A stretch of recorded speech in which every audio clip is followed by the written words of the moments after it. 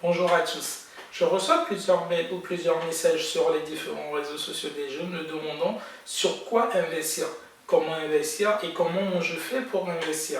Et il y a certaines personnes qui me demandent comment reconnaître un bon investissement ou comment savoir si je dois mettre de l'argent dans un investissement.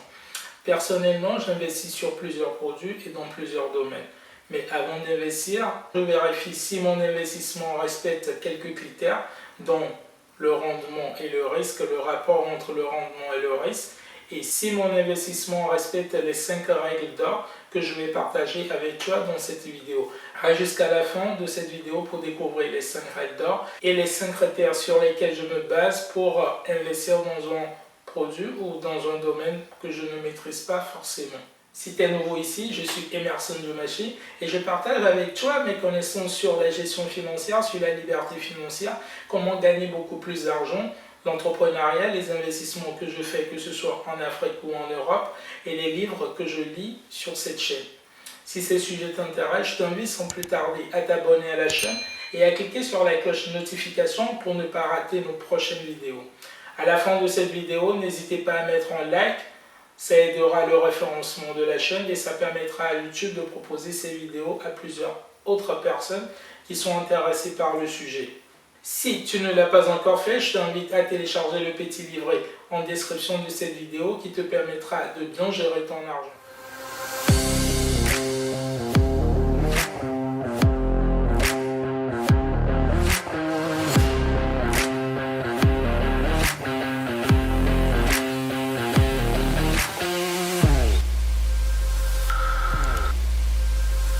L'investissement. Qu'est-ce que l'investissement? L'investissement, c'est le fait de placer son argent, son temps ou les deux dans un business en espérant gagner plus d'argent que le capital investi ou que le temps qu'on a perdu. Vous avez la possibilité de créer votre propre business et d'investir l'argent dedans. C'est de l'entrepreneuriat, ou soit vous investissez dans un business qui existe déjà. Pour ceux qui veulent entreprendre, je vous encourage vivement à entreprendre, ce n'est pas facile et vous allez rencontrer beaucoup de difficultés en route. N'hésitez pas à demander l'aide d'un mentor ou n'hésitez pas à intégrer les groupes d'entrepreneuriat pour vous épauler ou pour vous trouver des solutions là où vous n'en avez pas. La solution n'est pas forcément d'abandonner, mais de trouver des solutions pour répondre à vos besoins. Pour investir dans un business, comme je vous l'ai dit précédemment, il y a 5 critères simples qu'il faut prendre en compte, que je partagerai avec vous. À la fin de cette vidéo, on parlera des 5 règles d'or de l'investissement. Parmi les 5 critères, moi je trouve 2 qui sont indispensables, le temps et le rendement. Pour moi, les 2 sont indispensables. Ce sont des critères qu'il faudra toujours prendre en compte. Le temps, par exemple, c'est combien de temps vous allez consacrer pour votre investissement. Moi, quand j'investis dans un nouveau business ou quand j'investis sur un produit ou dans un domaine, l'objectif n'est pas de trouver un nouveau boulot. L'objectif, c'est beaucoup plus de placer mon argent et d'avoir un retour sur investissement après. Donc, si vous êtes salarié, votre travail vous prend déjà du temps. Inutile de trouver un investissement qui vous prendra aussi beaucoup de temps. Je ne dis pas qu'au début, vous n'allez pas passer beaucoup de temps dans un investissement. Dans certains investissements, vous allez mettre un peu de temps au début pour vous former ou mettre le système en marche et après, vous n'allez plus utiliser le temps. Je ne parle pas de ces investissements, mais il y a certains investissements qui vous demanderont beaucoup plus de temps. De toute façon, si votre investissement doit être un nouveau boulot pour vous, et doit vous prendre beaucoup de temps que votre boulot actuel, inutile de mettre votre argent dedans. À moins que ce soit de l'entrepreneuriat. Si vous entreprenez, ça c'est autre chose. Mais si c'est juste un investissement pour gagner de l'argent après, inutile de mettre votre argent dedans si vous allez dépenser beaucoup de temps plus que votre boulot après. Par exemple, si votre investissement vous prendra par exemple 2 mois et que vous allez rentabiliser les 2 mois toute votre vie ou pendant une longue durée, pourquoi pas ne pas le faire? Supposons par exemple que vous faites une formation. Cette formation, vous allez dépenser 1000 € là-dedans. Mais ces 1000 € que vous allez dépenser dans cette formation, dès que vous aurez fait cette formation, votre salaire va augmenter peut-être de 500 €. Donc dans les 2 prochains mois, vous allez le rentabiliser. Et sur toute l'année, vous allez le rentabiliser. Donc ça, c'est un bon investissement. Vous allez dépenser que 1000 € et beaucoup de temps au début, mais vous allez le rentabiliser jusqu'à la fin. Le temps, c'est ce qu'il y a de plus important que l'on a. Donc, Prenez-le en compte lorsque vous devez comparer deux investissements ou lorsque vous devez investir dans un nouveau projet ou lorsqu'on vous propose un nouveau investissement. Le deuxième critère que je prends vraiment en compte, c'est le rendement. Le rendement, c'est le rapport entre le retour sur investissement que je peux avoir et le capital que j'ai investi. Si j'investis par exemple 1000 euros et que je vais récupérer 1300 euros à la fin de l'année, ça veut dire qu'on a le 300 euros, c'est-à-dire le surplus sur les 1000 euros, ce qui représente 30%. Le rendement, il faut souvent le calculer sur un an. Le rendement moyen normalement pour un investissement est de 10%. Le rendement est généralement proportionnel au risque. Il faut se projeter lorsque vous investissez et de savoir combien votre investissement va vous rapporter au total chaque année et de comparer avec le risque qu'on a. Le troisième critère que je prends en compte vraiment, c'est la partie risque. Avant d'investir, il faut connaître et calculer le risque en fait. Quel est le risque de perdre votre argent totalement? Combien allez-vous perdre si ça ne se passe pas bien? La totalité, une partie, combien vous restera-t-il lorsque le business s'écroule ou le business dans lequel vous avez investi n'existe plus? Si vous avez une garantie de récupérer une partie de votre capital ou de récupérer la totalité de l'argent que vous avez investi, le risque il est quasiment nul parce que vous savez que vous pouvez récupérer au moins une partie de l'argent.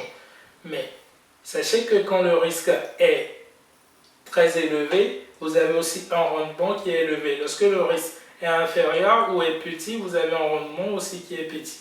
Ce qu'il faut retenir aussi, c'est que lorsque vous avez un risque élevé ou vous n'avez pas de garantie dans un business, ne mettez pas l'argent que vous n'êtes pas capable de perdre là-dedans. Mettez uniquement que l'argent que vous êtes capable de perdre dans ce business. Le quatrième critère que je prends en compte, c'est la liquidité. C'est de savoir si vous pouvez récupérer votre argent à tout moment.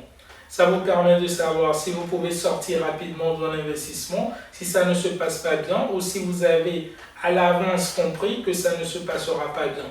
Si par exemple vous avez investi dans le pétrole et que vous avez l'information que le pétrole va chuter, par exemple le prix du pétrole va chuter, il va falloir savoir si vous pouvez sortir rapidement de cet investissement, de récupérer votre argent avant la chute du prix du pétrole par exemple. Cet indicateur vous permet de connaître le temps de récupération de votre capital. En combien de temps vous pouvez récupérer votre capital? Le fait qu'un investissement ne soit pas liquide ne veut pas dire que c'est un mauvais investissement. Si on prend l'exemple de l'immobilier par exemple, l'immobilier n'est pas liquide. Prenons le cas de l'immobilier par exemple. L'immobilier n'est pas liquide mais c'est un bon investissement. Donc le fait que le business ne soit pas liquide ne veut pas forcément dire que c'est un mauvais business, mais juste que ça te permet de mettre le capital dont tu n'auras pas besoin immédiatement là-dedans. Donc, lorsque tu investis en immobilier ou lorsque tu investis dans un business qui n'est pas liquide, vous savez que c'est un capital que vous allez récupérer peut-être après 5 ans ou après une longue durée. Donc, ce n'est pas un capital dont vous aurez besoin dans les 5 ans à venir. Raison pour laquelle il va falloir savoir la liquidité de votre business avant d'investir de l'argent dedans. La compréhension. Si je ne comprends pas un business ou un investissement, je ne mets jamais de l'argent dedans. Si je ne sais pas comment je fais pour gagner de l'argent, je ne mets pas de l'argent dedans.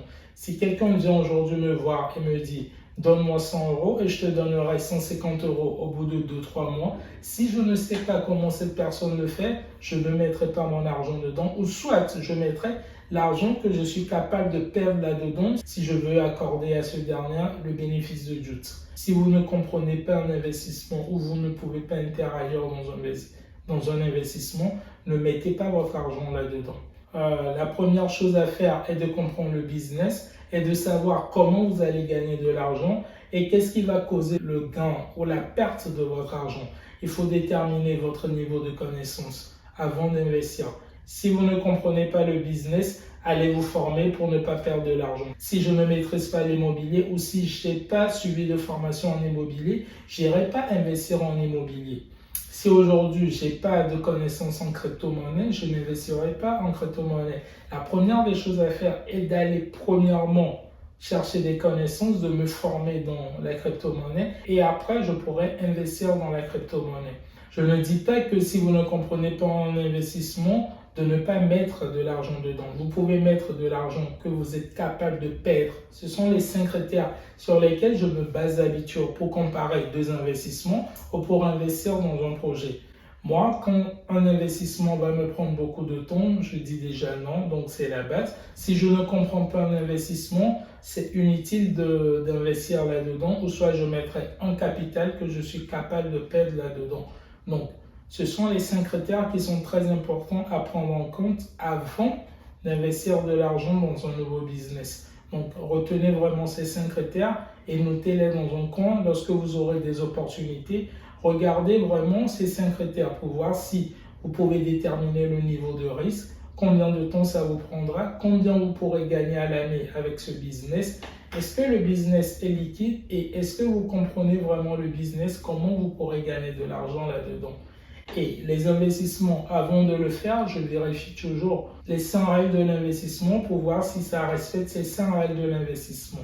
La première règle de l'investissement est d'investir que dans ce que vous comprenez. Et si vous voulez investir dans ce que vous ne comprenez pas, mettez que l'argent que vous êtes capable de perdre là-dedans.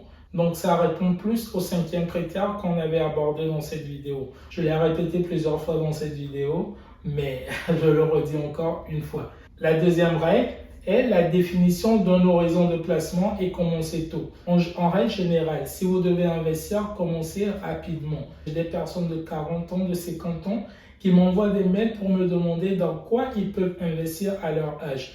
J'ai déjà 50 ans, je n'ai pas acheté en bien immobilier, je n'ai pas tant de temps, mais je veux investir. Qu'est-ce que je peux faire? Moi, je vous dirais, dès que vous êtes jeune, commencez à investir maintenant parce que c'est dès à présent que vous allez bâtir votre empire. Donc, commencez le plus tôt possible. Et dans chaque investissement, il faut définir un horizon de placement. Si vous mettez par exemple 1 000 € dans un investissement dans un an, donc combien vous allez récupérer et qu'est-ce que vous allez faire de cet intérêt ou du capital récupéré? Est-ce que vous allez réinvestir le même capital? Qu'est-ce que vous allez faire? Donc de définir un horizon de placement et de définir aussi les limites. Pour ceux qui investissent en bourse ou ceux qui investissent dans les produits financiers, par exemple, lorsque vous avez acheté peut-être une crypto-monnaie qui fait déjà x5, prévoyez déjà à l'avance votre horizon. Lorsque cette crypto-monnaie a fait x5, qu'est-ce que je fais? Est-ce que je vends une partie? Est-ce que je stake une partie? Qu'est-ce que je fais après? Donc, il faut définir votre horizon de placement avant de commencer par investir. Et ce qui est bien, c'est de commencer le plus tôt possible. Diversifier. Ne mettez pas tous les œufs dans le même panier. C'est un adage qui marche aussi dans les investissements. Lorsque vous investissez, que ce soit en immobilier, l'argent que vous récupérez, essayez de l'investir peut-être en bourse ou investissez-le dans un autre truc. Ne focalisez pas tout sur un seul investissement. Il faut diversifier vos investissements. C'est la raison pour laquelle moi j'investis à la fois en immobilier, en bourse, en crypto-monnaie et dans d'autres choses dont je ne me souviens pas. En agriculture, en élevage et dans d'autres choses, dans des petites entreprises aussi. Je finance des petites entreprises, des PME, que ce soit en France ou que ce soit en Afrique. La 4e règle. Un investissement ne doit pas vous prendre plus de temps que votre boulot. Ça répond au premier critère qu'on a abordé dans cette vidéo, qui est de vraiment vérifier si votre investissement vous prendra plus de temps que votre boulot actuel. Après, si vous êtes en chômage et que vous avez envie d'investir et que ça vous prendra pour apprendre beaucoup de choses et acquérir des compétences dans cet investissement, ben pourquoi pas. N'investir que l'argent dont vous n'avez pas besoin dans l'immédiat. Vous ne pouvez pas investir un montant dont vous avez besoin immédiatement à la fin du mois. Inutile de l'investir dans un business. La majorité des business qui vous donnent des rendements élevés au bout d'un mois ou au bout de quelques jours sont des investissements qui sont super risqués. Donc si vous avez vraiment besoin de votre argent le plus rapidement possible, inutile de l'investir. Gardez cet argent et focalisez-vous sur autre chose avec. Je viens de vous partager les 100 règles de l'investissement. Dites-moi les règles que vous connaissez avant en commentaire et ce que je vous ai fait découvrir.